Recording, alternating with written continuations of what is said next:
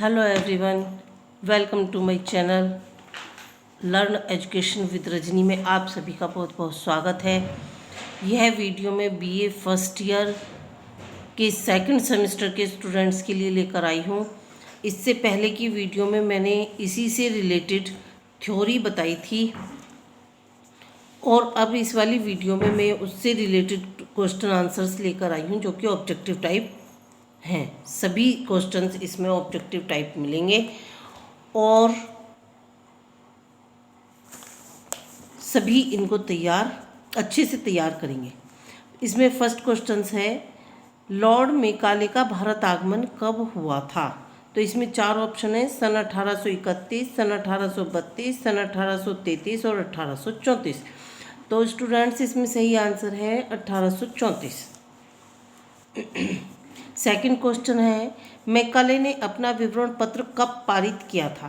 1834 में, 1835 में, 1836 में और 1837 में।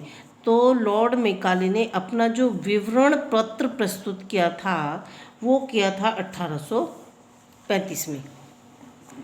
34 में भारत आया था और 1835 में उसने अपना विवरण पत्र प्रस्तुत कर दिया था। लॉर्ड मेकाले कौन सी भाषा के पक्ष में थे? पहला ऑप्शन हिंदी, दूसरा अंग्रेजी, तीसरा हिंदी अंग्रेजी दोनों और चौथा है उपरोक्त में से कोई नहीं। तो लॉर्ड मेकाले जो थे वो अंग्रेजी भाषा के पक्ष में थे। वो चाहते थे कि भारत में अंग्रेजी भाषा की शिक्षा को लागू किया जाए और सभी भारतीयों को अंग्रेजी में शिक्षा प्रदान की जाए। मेकाले ने अपनी अंग्रेजी भाषा को क्या कहा था? मेकाले ने अंग्रेजी भाषा को नवीन ज्ञान की कुंजी बताया था।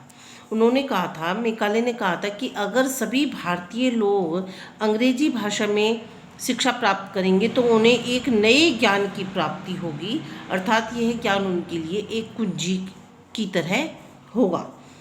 अगला प्रश्न है, प्राच्य पाश्चात्य विवाद को कब सुलझाया गया? प्राच्य पाश्चात्य, इससे अगले की वीडियो में मैंने बहुत अच्छे से बताया था।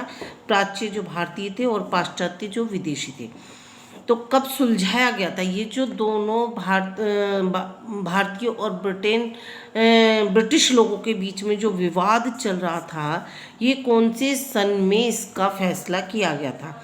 1836 में, 1837 में, 1838 में और 1839 में। तो स्टूडेंट्स इसका जो फाइनल हुआ था केस वो हुआ था 1839 में।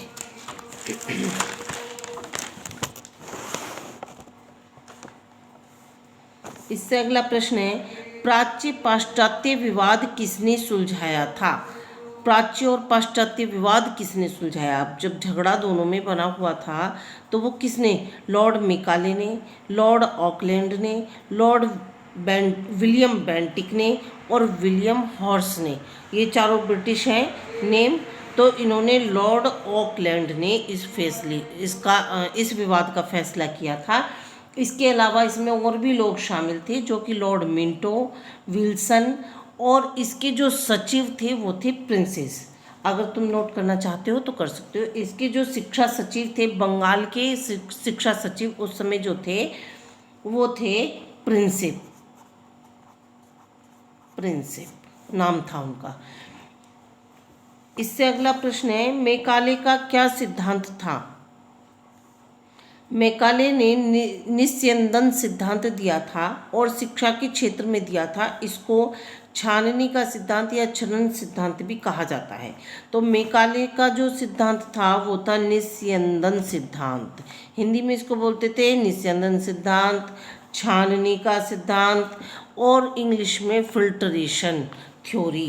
फिल्ट्रेशन थ्योरी का मतलब था कि लॉर्ड मेकाले ने जो इसमें निस्यंदन सिद्धांत में कहा था वो ये कहा था कि भारत के उच्च वर्ग को शिक्षा प्रदान की जानी चाहिए।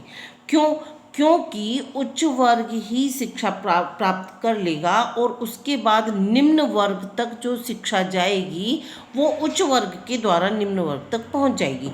तो वहाँ से शिक्षा, उसका मानना था, लॉर्ड मेकाले का मानना था कि उच्च वर्ग से निम्न वर्ग तक जो शिक्षा जाएगी वो छन कर अपने आप ऑटोमेटिकली पहुंच जाएगी। इस तरीके से पूरे भारत में शिक्षा का विकास और प्रसार हो जाएगा। तो फिल्ट्रेशन थ्योरी, छाननी का सिद्धांत, छन छन कर निम्न वर्ग तक शिक्षा को पहुंचाना।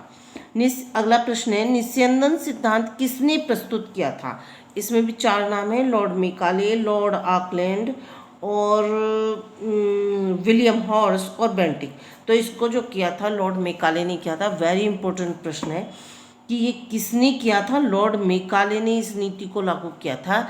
उसने सबसे पहले सुझाव दिया था कि हमें ये फिल्ट्रेशन थ्योरी लागू की जानी चाहिए भारत में, और सिर्फ उच्च वर्ग के लोगों को शिक्षा प्रदान की जाए तो उच्च वर्ग निम्न वर्ग तक ऑटोमेटिकली शिक्षा पहुंचा देगा। अगला प्रश्न है इसमें, ईसाई मिशनरियाँ भारत में क्यों आई थीं? ईसाई मिशनरियाँ अपने ईसाई धर्म का प्रचार प्रसार करने के लिए भारत में आई थीं और उन्होंने शैक्षिक व्यवस्था को एक साधन के रूप में अपना लिया था।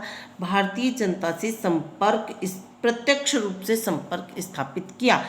ईसाई मिशनरियाँ जब सबसे पहले भारत में आ गईं तो उन्होंने धीरे धीरे अपना प्रचार करना शुरू कर दिया, ईसाई धर्म का प्रचार किया, प्रसार किया, और उनके लिए सबसे ज़्यादा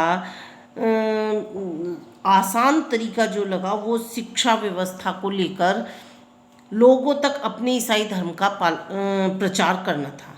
उन्होंने सोचा कि जब हम स्कूल खोल लेंगे, यहाँ पर स्कूल खोलने से उसमें सभी भारतीयों के बच्चे यहाँ पर आएंगे पढ़ने के लिए, शिक्षा प्राप्त करने के लिए जब आएंगे तो हम उन्हें अपने ईसाई धर्म का प्रचार करेंगे, जिससे कि ज़्यादा से ज़्यादा हमारे ईसाई धर्म का प्रचार भारत में हो सकेगा। और जनता से जब हम स्कूल खोल लेंगे तो भारतीय जनता से हम सीधे संपर्क स्थापित करेंगे, और वो सीधे संपर्क स्थापित करने के साथ साथ हमारे ईसाई धर्म का प्रचार भारत में होता चला जाएगा।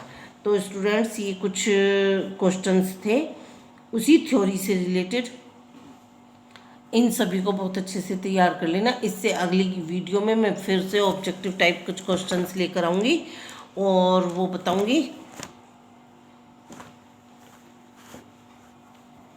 इसके लिए मेरे चैनल को सब्सक्राइब करें और बेल आइकन प्रेस करें, जिससे कि सारी नोटिफिकेशन तुम्हारे पास पहुंचती रहें और अपनी अच्छे से तैयारी करते रहें।